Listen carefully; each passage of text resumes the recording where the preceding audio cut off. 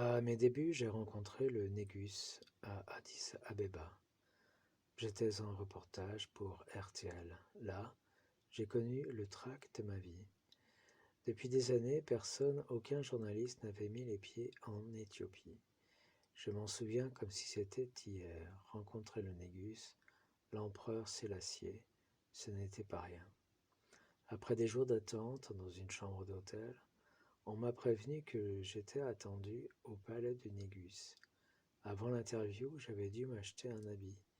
Je déconseille à tout le monde de chercher un smoking en Éthiopie, le pays le plus pauvre du monde. Passons. On s'est donc rendu au fameux palais où il a fallu répéter notre entrée, apprendre à nous incliner, à marcher tête baissée. Il fallait attendre un signal avant de pouvoir relever le menton.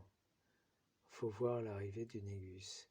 Lorsqu'il sort de sa Rolls-Royce, toute sa suite, son gouvernement, ses favoris, que sais-je, se jettent sur le sol à plat ventre. Je suis le seul à être resté debout. La honte. Dans le, dans le, dans le somptueux palais d'Addis Abeba, où tout n'est que dorure et pas du toc, on m'avait conseillé de ne pas parler politique, plutôt de la pluie et du beau temps. Ce qui est très pratique pour un journaliste politique. En tout cas, j'avais bien préparé mes questions. Je les connaissais par cœur. Je savais que le Négus était né en 1892 à Harar. Harar, tiens, tiens. Je me suis rappelé qu'un certain Rimbaud, Arthur, aussi, était passé par là, traficotant des armes avec un certain Ménélique. Reniant toutes ces saisons en enfer, toutes ces chasses spirituelles, alors je lui parlerai poésie.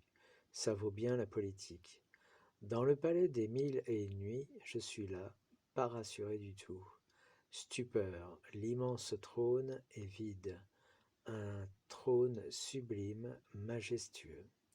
Soudain, je sens un bras sous le mien. Je me retourne, c'est le Négus. Tom Pouce d'un autre âge, d'un autre siècle, bardé lui aussi d'or et de pierreries. Et il me fait, eh bien, nous écoutons vos questions. Je me rends compte que je suis muet, désespérément muet, que je n'ai strictement rien à dire au roi des rois.